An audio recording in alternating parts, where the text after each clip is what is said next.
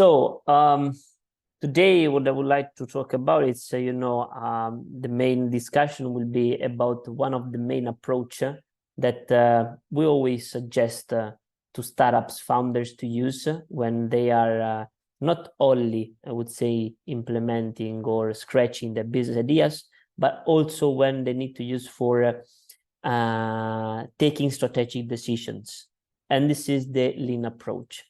So the main topic of today will be the lean approach. And I would like you that when we are closing today with the meeting, you will have a new tool in, I don't know if you already knew and are using the lean tool, the lean canvas approach, but in case when we are closing this session, I hope that you will have a new tool that you may use within your founders in order for strategic planning of your business. So I hope that this will be the main goal of today from my side. So I hope that you will have a new way to plan your journey. Please, this is an interactive session, meaning that I would like you to interact me, and I will try to involve you as much as possible in order, for you to have a better understanding of the approach we would like you to share. And in our experience, we saw that it worked. Okay. So you are three. Today we have three entrepreneurs. So I think that as entrepreneurs, your dream is to succeed, to have maybe a unicorn, to have a company that will leave a footprint in the world.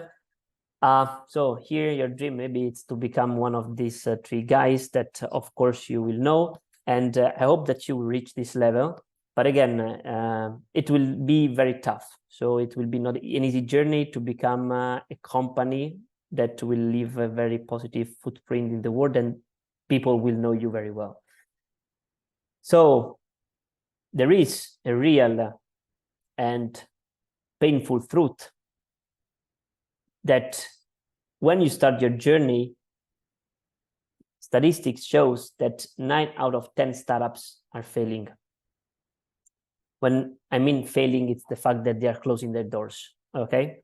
So they are giving up because they cannot anymore operate, okay? And others, also statistics shows that 7.5, so almost 8 startups out of 10, even if they are supported by VC, so risk capital investors, so they receive money for going on with their activities, fail.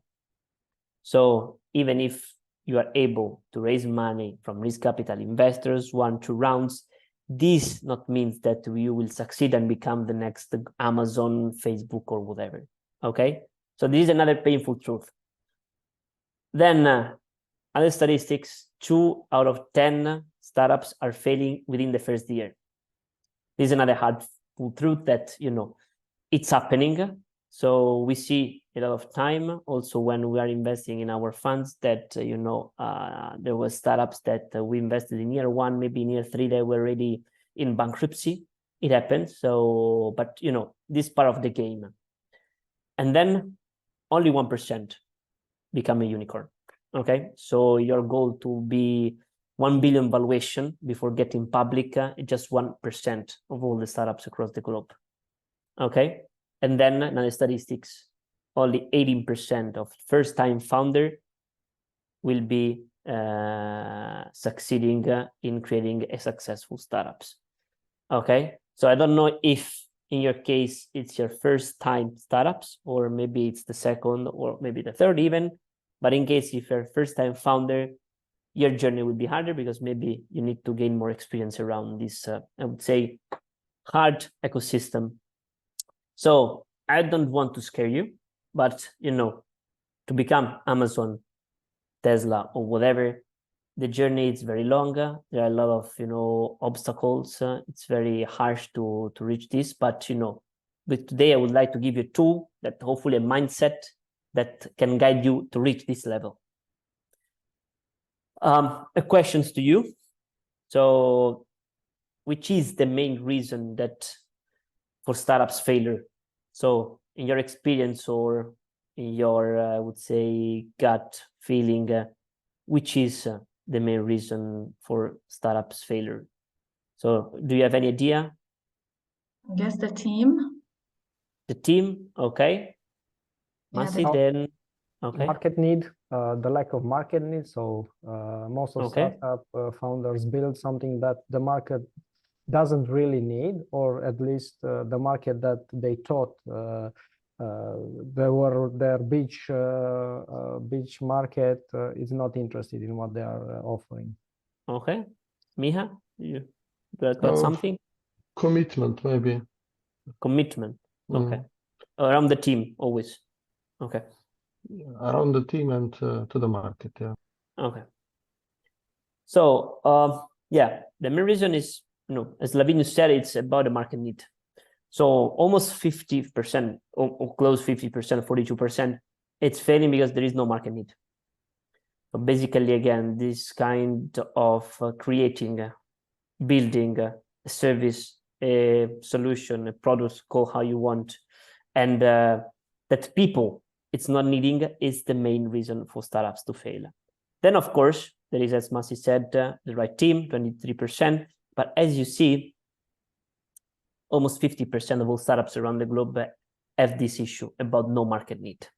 And this is very relevant, okay? This point about that you are focused in a solution, service, product that nobody is needing, okay? And this is a crucial, I would say, point around the lean approach. So again, the main reason is that you do not have enough customers, okay, for your solution. And you may ask yourself how we can find paying customers. So those customers that are buying our solution, because I think when you are scratching your idea, maybe some of you already have been running that business for some years, and maybe it's not your first startup, your first business, but when you started the business idea, you have also this question about how we find our customers. So because this is the most relevant part for you to stick to the market, how? So most of the startups, I'm saying not all, but most of the startups that also are coming from, spin-off from universities, but also startups coming, from entrepreneurs or wannabe entrepreneurs that are not researchers, they always started with an idea. So I found that this kind of solution, I found this kind of service, it's innovative, it's a breakthrough solution. And I think that this solution could be, sold easily in the market. So this is the classical approach we see a lot of time, okay? And we call this a top-down approach, meaning that, okay, I have a solution, and then let's look at which could be the market around this solution. Who can buy this solution, okay? Because, you come up with this idea because you're passionate around, I don't know, engineering, electronics, or developing a platform. And then you said, okay, this is a beautiful solution that it's gonna work. But when you are doing this, there are a lot of different variables that can back this approach with a lot of risks. Risks that can make this approach of, okay, I have a beautiful solution, the best one, and then when you are going to the market, you realize that this is not true. Why this is happening? There is a big risk about the market. So market can change quickly.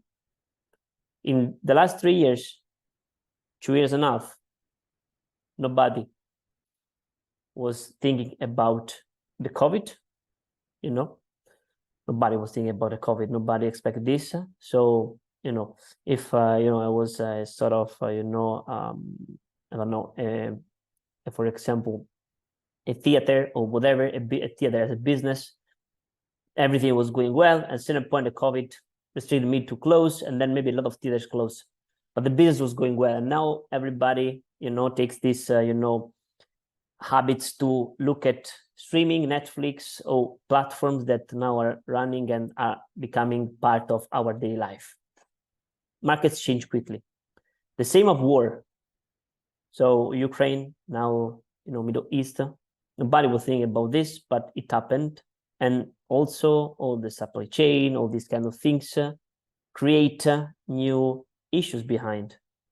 And you, as entrepreneurs, need to take these risks, but also if you have a solution and you said, okay, let's find a market.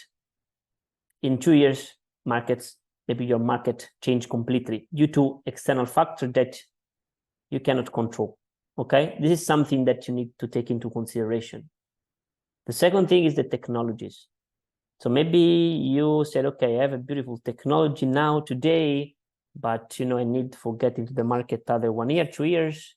But again, maybe when you are going to the market, there is another new technology that it's working around, and that can substitute your idea, your solution. So again, there's an example of the big frames that were in 80s. There were rooms that were built for storage data. Now everything is in the cloud. So as you see, it's pretty also relevant about the technology issue. So again, don't think that what you developed around the technology or innovation about the core of your solution, it's something that will last forever. So it's changing quickly as the market. Then the customer's behavior. As I was saying, it's pretty linked to the market, but imagine again, I was thinking about Netflix before, streaming services. I think that maybe 8 years ago, people was going more to the cinema, to the theaters. Now people, it's going more and more to the, to Netflix or, these platforms that are booming. So again, it's something that changed, and the customers' needs and behaviors are changing every day, every year. So you need to track this. And again, if you're just focused on your solution without taking into consideration all which is happening in the surround of you, then you're taking a lot of risks if you are just in love with the solution. So the traditional approach we see a lot of time is, okay, I will have my solution. I think it's the best in the world, and I think that it will succeed. But if you're doing this and you're just focused on increasing your solution, technology, and whatever, you're wasting your time. And I would say resources, because you need to spend, time, but also money. For example, if you need to buy materials or you need to buy whatever kind of things to develop the solution. So you're wasting precious time and money. This means that even if you are at early stage, you need to burn cash. So maybe you bootstrap your startups, you put as shareholder the money in your startup, and then you're focused on developing technology, the solution, you're focused just on this, and then you're burning cash. Which is, again, I imagine for you as entrepreneurs, taking care about the cash of your company is something relevant, very relevant. And if you're using this solution, this approach, you're burning cash. The risk with this is that I will be focused on my startup, on my solution. Let's continue to increase the feeders. It's not working, so I need to come back, better version, new version. And then at a certain point, as you're not still selling, because you're just focused on your solution and trying to adapt this solution as you think the best to the market, then you're going out of money. So when you go to your bank account and you see that it's going to be zero, realize that, again, this is an issue, a big issue. Or you as shareholder, it's going to finance again with a bootstrap, or you need to find money. But again, it's always an issue. And if you're going out of money, then this is something that can also, I would say, be an issue of bankruptcy or something that is depending on the country legislation. So what we see a lot of time when we are also speaking with, you know, founders that we supported was that why are you so focused on the solution? Why you're not speaking with the customers? Why not you think of which are the needs of your customers?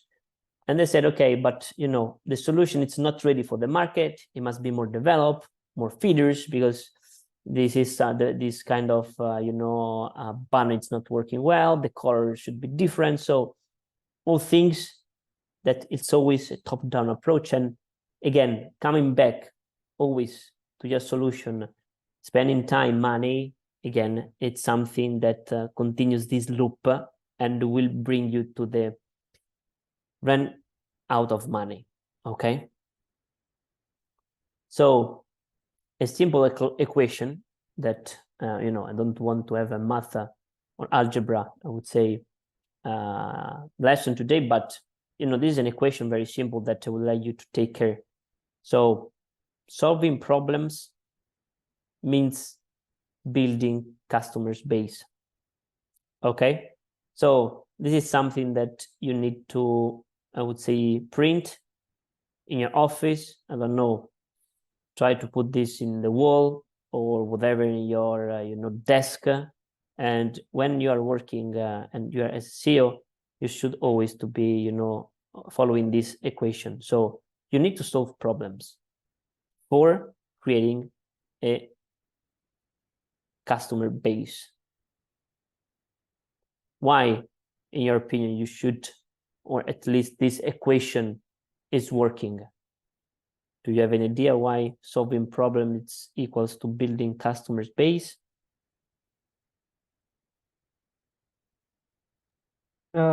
Yeah, I have an idea, or maybe a thought in this regard.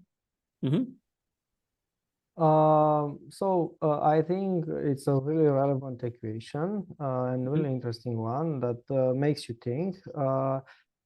Solving problems, meaning that you are looking for the right customers to develop your solution and to take in consideration their needs, their situation, their context, and everything that you need in the early stages and phases of your project in order to make better decisions. Because as Steve Blank so famously put it, all you have at the beginning of every startup or solution is you have only hypotheses. So you need to get into contact with your customer base, or at least who you think your customer base is in the initial phases, and gather as much understanding and insights on the problems, how they solve the problems, what solutions are they currently using, what they like or don't like about those solutions, and so on. Thanks, Lavinio. Yeah, I would say very relevant points what you raised. I don't know if the others would like to add something on top or their ideas about this equation in the experience or. Yes, so yes, I completely agree, and I think it's dynamic this way, you know, because in the beginning, of course, we define the market and we have an idea about the customer, and when we forget about this, it happens a lot of times that when we focus on solving the problem, we forget about the customer, to update everything, because as you said, the markets change quickly. So it comes to my mind that since this is dynamic and it's very important to be aware of both sides, it works. Thanks, Masti. I don't know if Mia would like to add something or not. Not much to add, maybe just one thought when you said this top-down and with us trying to apply the startup studio business model. So it's really a couple of experience that we've had that this traditional startup building is more like creating problems, not really solving problems, right? So trying to find the customer base for the idea that you have fallen in love with. This is, yes, what we did have experience. So quite agree with this equation, and which nicely summarizes how you have presented this top-down approach. I think that, you know, it's what you said, Miha, you know, we say that, you know, the top-down approach, it's something that, you know, it's another way, mean that there is no specific, you know, rule that it's leading, meaning that, okay, if you do this, then you will be successful. The entrepreneur journey, it's something that it's affected by a lot of variables. Also, the top-down approach may work, as you said. So, but maybe in our experience, what we realized with the top-down approach is that you need to spend a lot of time, money to identifying who has specific problems that can be solved with a specific solution you have in your hands. And this is something that maybe when you are at this stage could be a risk in terms of money you need, and maybe investors are not so patient, you know, to this is exactly what I mean. So I fully share what you're saying now, just not to be misunderstood. It's exactly no. what So it's meant. It's another way.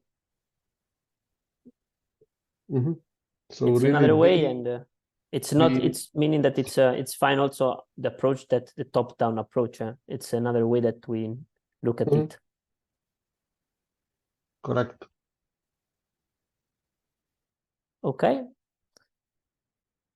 So again, another kind of, you know, to a little bit explore this equation.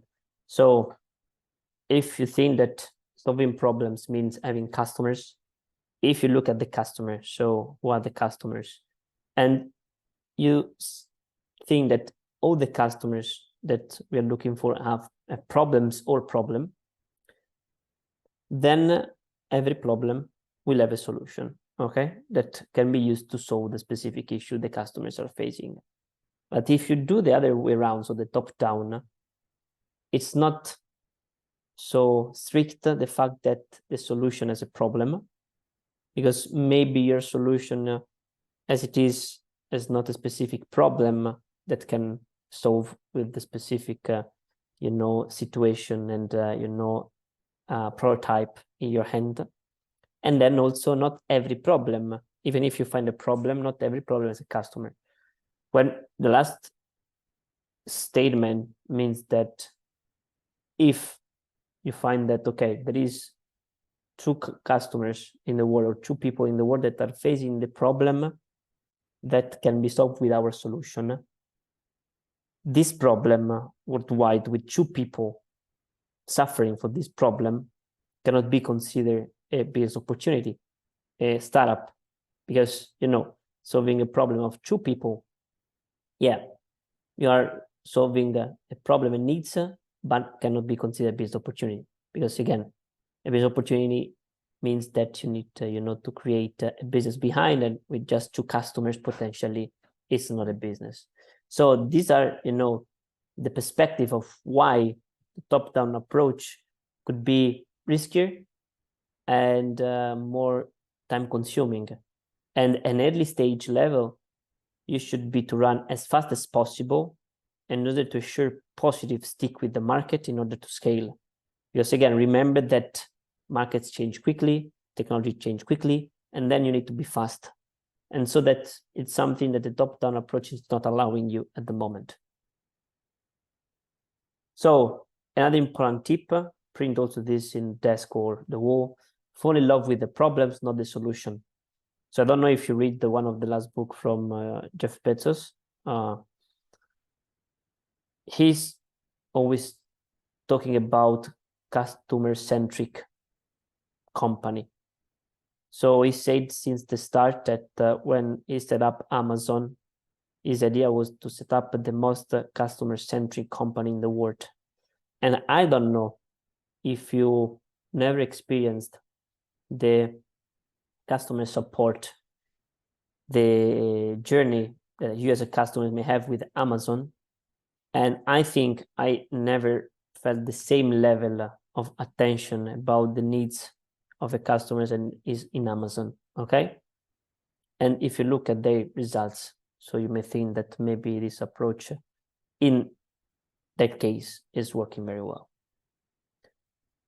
So this is an example, historical example. I don't know how many of you remember this gadget from Apple. It was a thing in the early 90s, maybe, the Apple Newton. So also Apple failed in bringing a product to the market. And this specific should be a sort of first version of iPad, take notes. And even if it was from Apple, this is something that, they need to quit from the production quite soon. Why? Because also Steve Jobs in one interview said that this was a mistake because this tool was developed more looking at the technology, at the solution, not was listening to the customers. And one of the main features of this solution was the taking notes, and customers' needs was to take notes quickly and very accurate. And the features of Amazon of Apple in this specific tool was not supporting these problems of the customers, because they said it's pretty cool about battery, it's pretty cool about design, but they didn't care about the real problems of customers. And so that's why if you're focused on product solution, then you will not succeed in the market. This is another lesson from 1991. So I don't know how many of you recall this episode from The Simpsons, this, the series, the cartoon.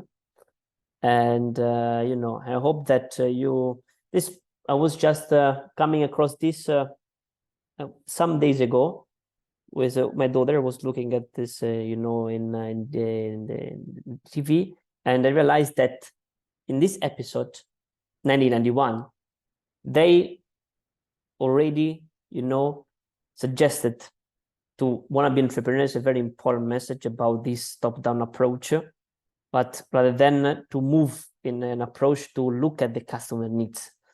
So I will put you in now the videos on, and I hope that I shared also the audio, so you should also listen to this. So it's just 30 seconds, please. Okay, Homer, pick out anyone you want. Are you sure you want to give me a car? Hey, you know what these things cost me? There's maybe $40 worth of steel in them. Oh, okay. I'd like a big one then. We don't have a big one. Why not? Because Americans don't want big cars. Well, then give me one with lots of pep. Sorry, our cars don't have pep. Why not? Because Americans want good mileage, not pep. Homer, tell the nice man what country you come from. America. Do you hear that, you morons? This is why we're getting killed in the marketplace. Instead of listening to what people want, you're telling them what they want. Homer. I hope that you listen this structure. So basically, the episode was that Homer Brothers was a producer of cars, and in this video, I hope that you got a little bit the meaning of this learning. So as you recall from this video, Homer is asking for some feeders or from needs. I would like to have more space, more power of the cars, and let's say the two guys that were from the company were saying that Americans do not want this, Americans do not want that, and then the brother Homer said that the main reasons for why they are getting killed in the market was because they were not listening to the customers, as in this case, but they were telling to the customers what they want. So I think it's a very powerful lesson, and this approach, just to show that you need to listen to the customers, okay? Because if you're telling the customers what they want is a top-down approach, and the risk is that you will be killed, as in this case, from your competitors, okay? So this is the journey, the approach of the 3 stages that you need to follow under the Lean. So there are 3 different stages. I think let's say the most tricky ones are the first 2: problem solution fit, the product market fit, and then you have the scale.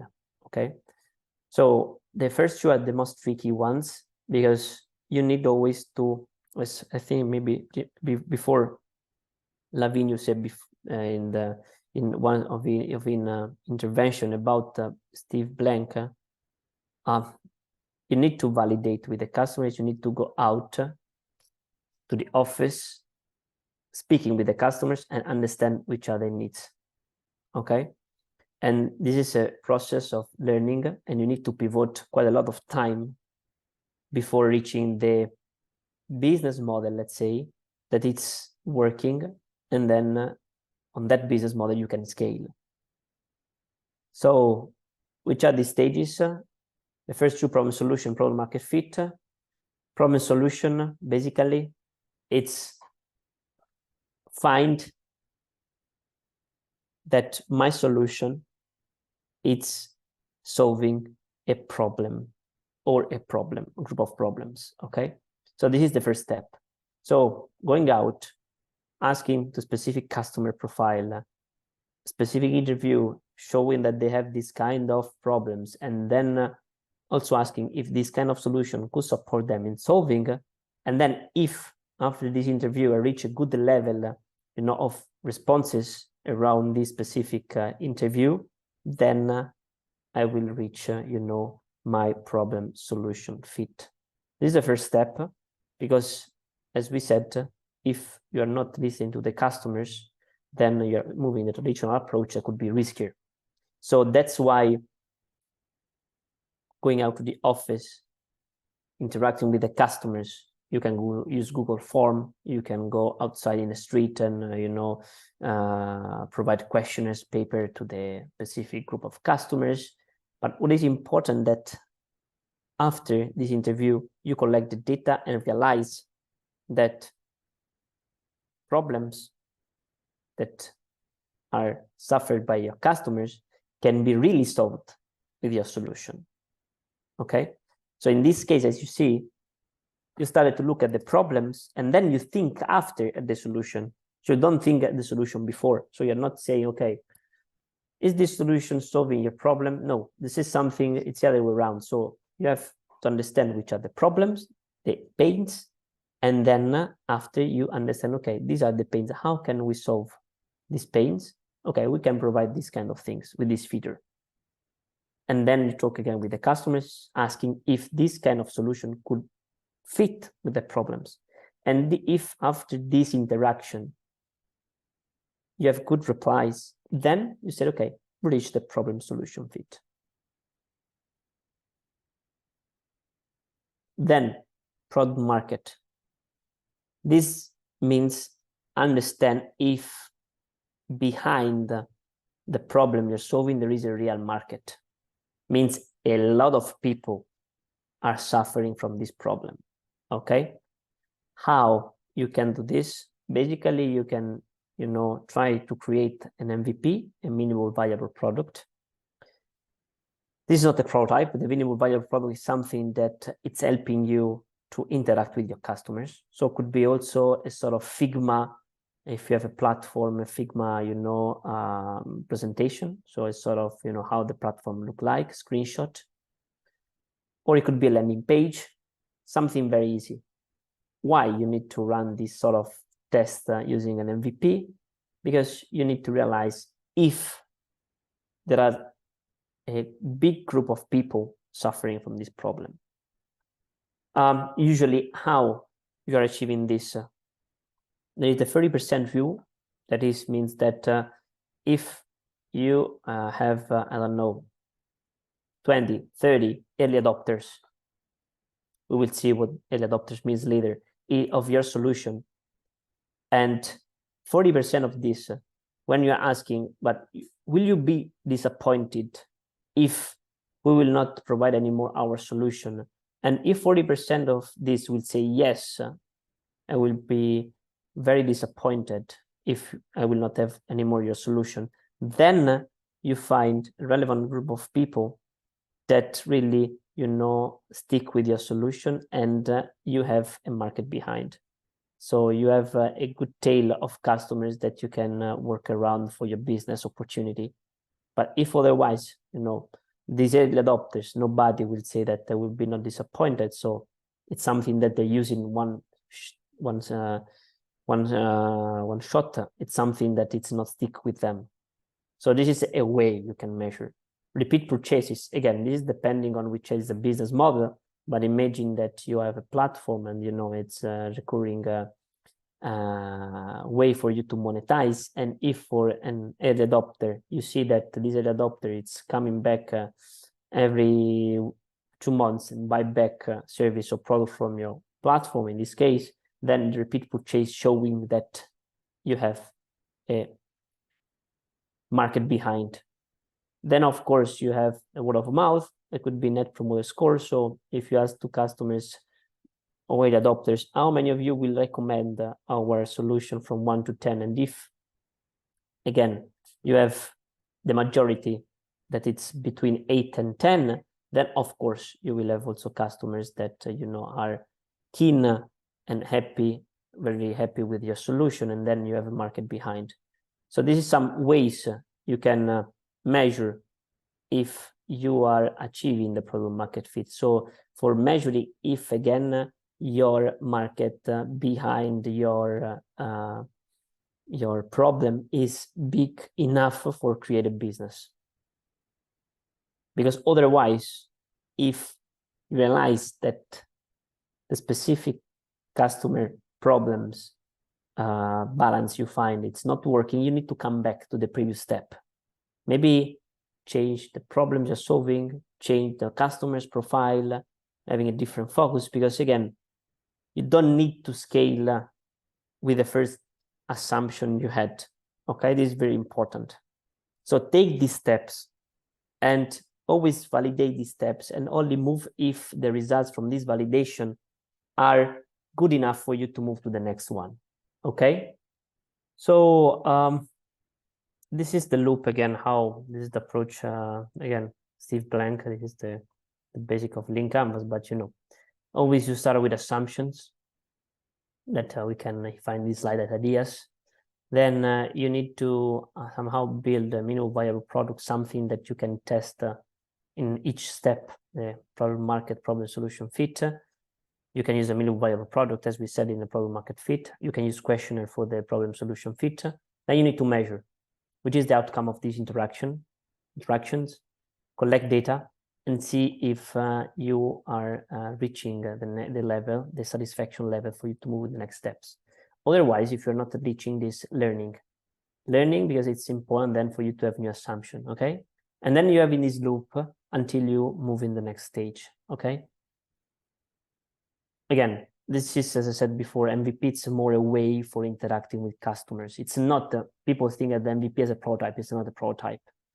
It's more, you know, landing page. It's, you know, a screenshot. It's something that you can communicate easily to the customers, to potential customers, to see if this kind of solution in the problem solution fit in this example can fit with the problem. Or if, again, you can, you know, presenting a landing page, you can recollect this landing page just presenting what you're doing and the problem you're solving. A lot of people registering, for example, in the list. This is a way for you to measure these steps, okay? And to learn if you can move to the next steps or not. How? This is now, if this is the approach, the Lean approach, interaction with the customers, the adopters, which kind of tool you need for, you know, strategically plan your business journey. Again, problem solution fit, the problem market fit are in the customer discovery and customer validation, okay? Only then you move to the scale, so the execution. Because only when you are succeeding passing through the first 2 steps, you are scaling, because then you have a business model that is the tool that worldwide, I think that all startups know, is the strategic tool that's helping you, to create a pathway for successful scaling. Okay, but how you are developing this business model that it's working? Always interaction with the customers. From the interaction with the customers, you will learn and you will pivot with your business model.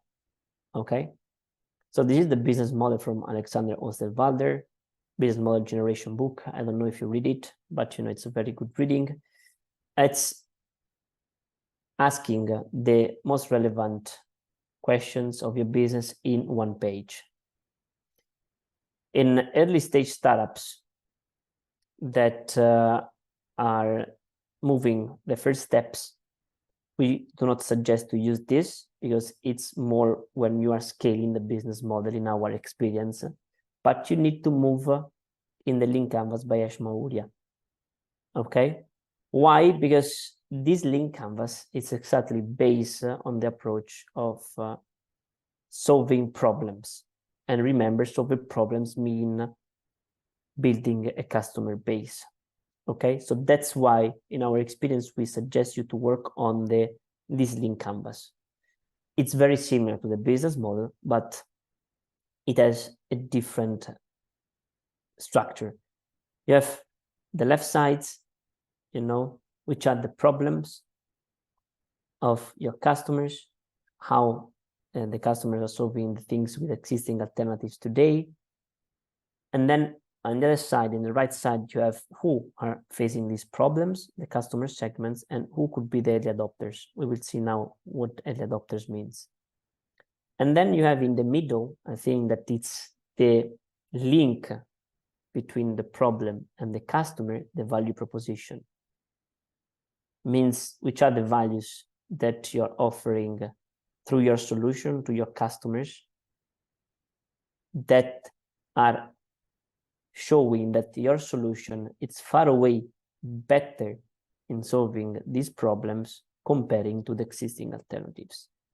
And the unique value proposition is the way that if you are offering a value proposition that sticks with the customer's problems and it's really better than the existing alternatives, then you are in a position to succeed.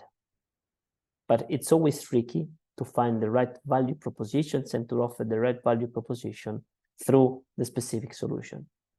As you can see, the solution is something that it's entering in this, I would say, strategic tool after you identify the problems, after you identify the customers, after you identify the value proposition, then you have the solution, okay?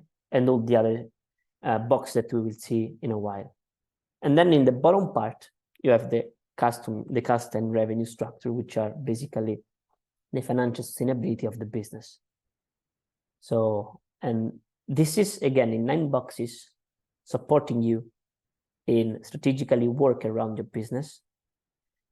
Once you have interaction with customers, you need to come back to the problems, to the customer segments, the value propositions, to the key metrics, because depending on the stage you are, you need to change the key metrics in order to move to the next steps. Maybe you need to pivot the channels because the channels you're using are not working for the specific customers. So pivoting, when you're having this interaction, problem solution, problem market fit, you need also to come back to the Lean Canvas as a strategic tool for planning your entrepreneurial journey. Okay, I don't know if you ever see this Lean Canvas or if you worked more on the business model, but in case we focus with this session and the next 3, let's say in this approach of the Lean Canvas, okay? So, as I said, we have to move to key 4 questions when you are using this Lean Canvas. Which are the customer's problem or problems? Who are the customers? How the customers are currently solving the problems, alternative solution? And then, is our solution, product, service more efficient, better in solving this problem or problems These are the 4 key pillars for filling and to create a successful pathway journey for your business. It's based on the simple equation we see at the start. Okay? Solving problems mean building a customer base. Questions, doubts around this, you know, the lean canvas or the first, you know, picture of the lean canvas? Did you already work with this lean canvas, or did you work more on the business model? So maybe just to work about the lean canvas, okay? So the one from Maria, more related to, again, the basic equation, problems, solving problems means customer space. So the first steps are those that we already discussed in the 4 questions in the previous slide. Problem, which are the main 3 problems that I'm solving. Then second, moving in the right part, who are the customers that are suffering from these problems, okay? When you're filling both the first and the second, let's say, quadrant box, you will have problems in one side, but also current solution. So meaning that put in the head of your customers. So I know that they're suffering from these problems or this problem, how they're solving these problems today. So you need to know which are the current solutions they are using, the most used solutions. The same for the second box, customer segment. Who are the target customers, but who are the early adopters of my first interaction? We'll see the early adopters later, but think of the early adopters as those that are most taking the pain for the problems, okay? So it's a sort of sub-segment of the target customers, but are a specific profile that are suffering the most for the problems that you presented in the first box. Then moving in the third box that you need to fill is the value proposition. So which are the values that you're offering to the customer? So which is the reason that the customers should buy your solution compared to the already alternative solutions that the customers are using? So we will see also the value proposition in some slides. Value proposition must be very fast, simple, and clear. Then solution. So only after the problem, customers, and value proposition, we are saying, okay, which could be the solution, or which are the solutions, or which is the solution that we are using for offering the specific value propositions in order to solve the problems to our customers. And then you have all the rest, meaning you go for the channels, how can reach my customers. So those customer segments that I selected or are suffering from this problem, how can I reach them better, or the kind of channels you are using or you may use. Then you move to the bottom part, revenue cost. So how I'm monetizing from my customers, subscriptions, monthly subscriptions, transaction, how, cost structure, which are the main structure of the cost I need to face, human resources, COGS, or could be overheads, or whatever. Then you have the key metrics. Again, this is a box that depends on which is the stage of your company, problem market, problem solution. Key metrics could be, okay, I am in problem solution fit. So a key metrics could be 80% of the customers are saying that they're having the specific problems I'm focusing on. So meaning that I run 10 interviews, 80 of these interviews are saying that, yes, the specific customer profile are facing these problems. So I have a problem solution fit. If you're in problem market fit, you can say, let's say that I will have, I don't know, thousands of people that are registered in my list in the landing page after 2 weeks. So after 2 weeks, I put the landing page online, 100,000 of people, 1,000 of people registered in my waiting list because I saw that this could be a good KPI that it's bringing me close to the product market fit. This is some suggestion, of course. If you're in a scaling phase, for example, it could be that our monthly basis revenue growth, it's 10%. So each month I grow 10% of revenues if you're in scaling, for example. So key metrics must be adjusted depending on the stage. Okay, and these metrics must be proved with interaction with the customers. Okay. Then you close with the unfair advantage. So think an unfair advantage as something that it's a barrier or a group of barriers that you are creating for dividing you with the alternative solutions, the competitors. And these competitors cannot easily, let's say, replace this unfair advantage. And so you are in a position to benefit from this kind of situation, okay? For example, could be a patent, if you have a patent. Could be, I don't know, exclusive agreement with, I don't know, distributors. Or could be a big network from the shareholders, because maybe it takes a lot of time to create the same network you have in your specific, experience.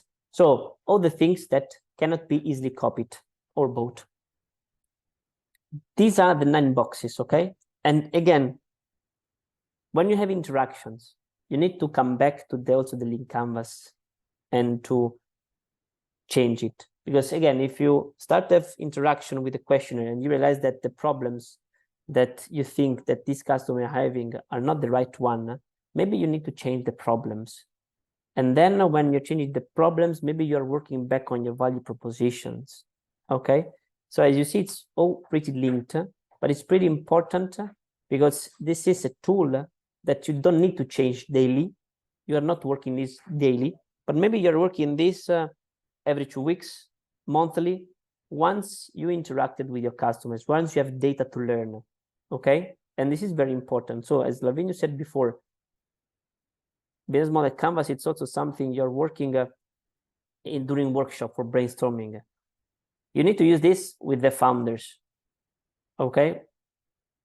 And you need to use this in your C-level board, for example, and say, okay, this is where we were. Then we collect this data and we learn this. Maybe we need to change the problem. We need to change the customers. We need to change the channels, because every change in this kind of landscape, maybe it's bringing you more closer to your goal, to move in the next step, problem solution, problem market, and scale. But then if you are going step by step, then of course, and using this approach, you are more probable to succeed. Again, this means that using this approach, you're not succeeding 100%, but it's a way for you to move faster because you interact immediately with the customers and not just focus on the solution. You can learn in a fast way, and then you can pivot. And remember that you have a limited research and money, and the way that you can interact easily and fast with the customers can help you to pivot a lot of times to find the right balance before getting out of money. Because if you are not pivoting or pivoting after you're having a big expense for the solution, then maybe you may have just one pivot. But in this case, having not a lot of money and time spent for the solution, you may pivot more interacting with the customers. Doubts, questions? Because I think that, just to recap, these are, the moves that we saw, top 3 problems, which are the alternatives, who are the customers, and especially the early adopters. A focus on the early adopters and the value proposition before closing. So, early adopters. Excuse me. Yeah, please, Massi, if you have a question, please. No, could you just go back to the previous slide? I was just checking. Yeah. Yeah. Okay. But we will share the slides, Massia. I think that Giacomo, we will share this after the session, right? Right. I was just checking. Yes, exactly. That's the idea. Yeah, you will take this, of course, without any problem after the session. So, all right, great. Thank you so much. Sorry to interrupt. So, early adopters, who are them? You know, again, just always to come back to the statistics. Most of the startups fail in this Death Valley, crossing the chasm. There is also a famous book. But before reaching the early majority, to scale, you need to pass through the early adopters. And this is most of the stuff failing, okay? So for succeeding, you need to pass through them, understand them, and identify them. And this is pretty important. Who are the early adopters? As I said before, we can, let's say, define them as those that are paying the most for the specific problems, okay? So let's say that, you know, in a specific group of customers, the target customers, you may have a specific segment, a specific profile that it's so suffering from the specific problem or problems that they are prone to accept all the kind of solutions that, you know, they may have in their hands. They maybe also developed an handmade solution. A lot of times, you know, these early adopters are using also solutions they develop themselves because they need something to solve the problems. And they are very open, let's say, to use alternative solutions, or the most classical ones, okay? These are some kind of, you know, ways you can understand who are the early adopters. So this is an example I would like to bring you on the table, Airbnb. So in your opinion, who are the early adopters? Or when they started, because now Airbnb, it's a, you know, it's a unicorn. I think it's already also quoted maybe, but you know, Airbnb, which were the early adopters for them at the early stage? I think all of you know Airbnb. So if you need to describe the early adopters of Airbnb, which could be the description of the early adopters for Airbnb? Any idea? Somebody that would like to take the risk?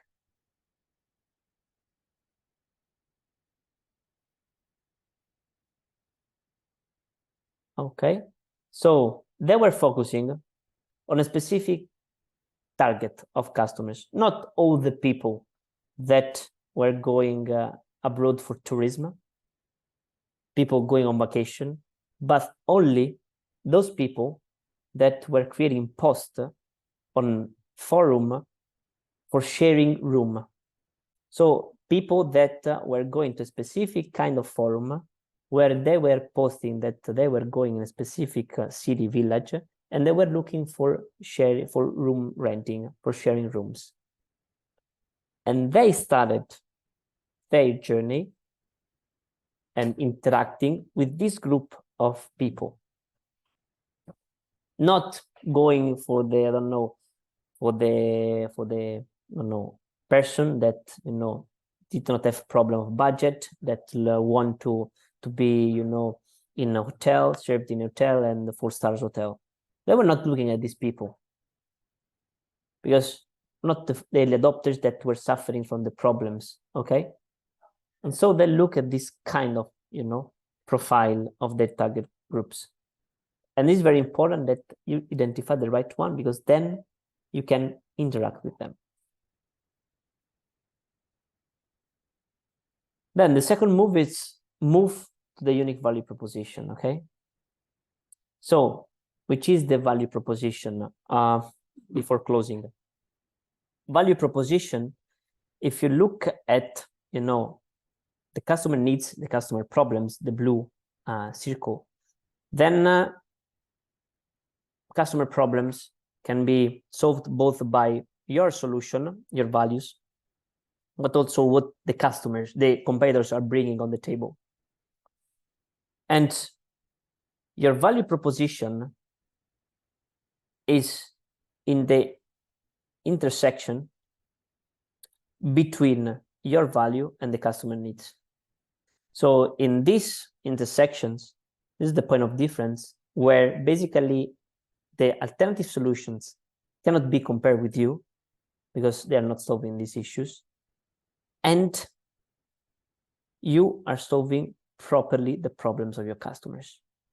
Vice versa, if you are solving customer problems and also the competitors are doing this, it's a point of parity.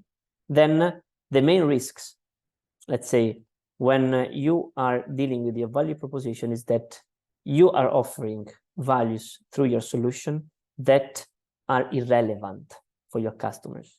And this is, in this example, the majority of your value. So as you see, the value that is not intersecting with others, especially with the customer needs, are money you are wasting because you're focusing on values that customers are not taking off. So it's pretty important that you're working only in the point that you are solving customer problems better also than your competitors.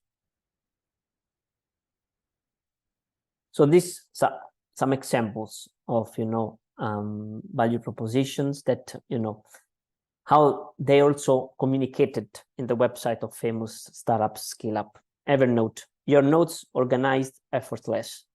Take notes everywhere, find information faster, share ideas with anyone. So they're communicating their values quickly, easily, and who is facing these problems of organized notes, looking at this statement, understand the values of the product. Uber, if you look at this, tap the app, get it right. Your driver knows exactly where to go. Payment is completely cashless because maybe one of the pain of the customers of Uber is the payment through cash, and they would like to pay without cash. Okay. So as you can see, easily, fast, understandable, and crunch.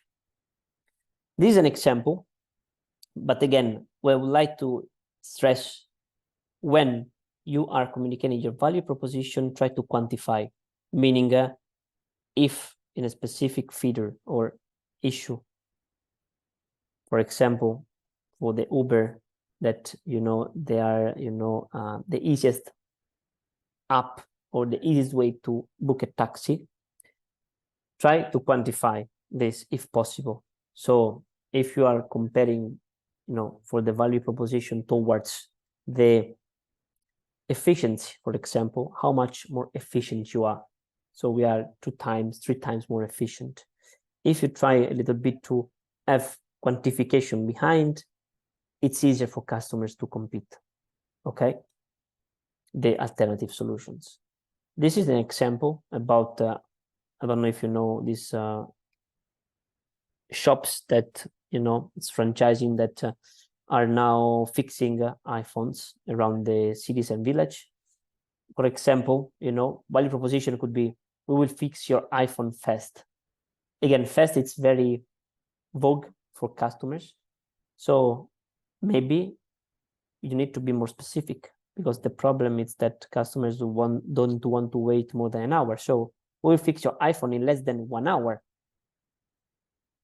But then you realize that maybe another problem is the fact that the customers would like to have not the anxiety to fix it outside their city or when they are abroad. So we'll fix your iPhone in less than 1 hour wherever you are. Less than 1 hour, it's a quantitative way to communicate. It's based on a problem the customers are having. Wherever you are, again, it's something based on the customer. So values, the value proposition, it's strongly coherent with the problems. Match this, we will see this in the next meeting in the value proposition, focus. But remember this coherence between the value propositions and the problems of the customers. Okay? Then, after you have the value proposition, you can describe your solution. So which is the solution, product, service you are developing that can ensure back the values you are offering for the customers solving the specific problems? This is the question that you may say. And then you say, we are developing a platform, we are developing I don't know, a service, a consultancy service, we are developing a drug and whatever. Then here you have more, I would say, texty slides that I would like you to take a look into, but are just simply recapping, you know, what we already discussed before, okay? Just more deeply going through the boxes, but we already touched it. So if you would like to take a look, there are more examples and you can go through them. And if you may have question doubts, of course, you can write me, or we can maybe just have a recall, you know, debrief next after 2 weeks with the next session to reply to the questions related to the link canvas.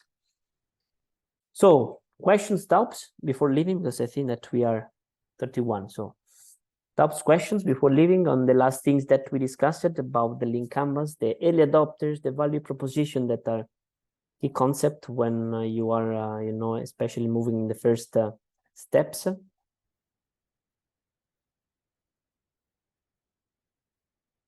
Okay.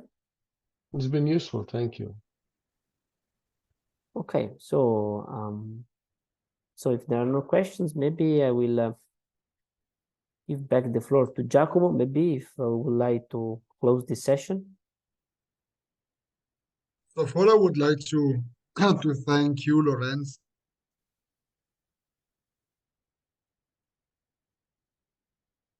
You froze, Giacomo. At the moment, we can't hear you anymore. Yeah, he has some connection problems lately. So I suppose he will be back just in a few seconds. Yeah. But basically, thank you so much for attending. I'm sure that it's been super useful, this first session, and we are excited waiting for the next 3. So let's see. Giacomo is totally missed. Yeah, maybe if I may add, yeah, please. When Giacomo will come back, but probably he will add this. Next session, we are having, you know, the focus on the value proposition, looking at another tool that is the value proposition canvas, always following this approach we discussed today. Solving problems mean creating a customer base. We would like to have in the last 30 minutes of the next session a review with you of your link canvas. So I don't know if, because some of you already, maybe Miha and Lavinia, you work with the business model.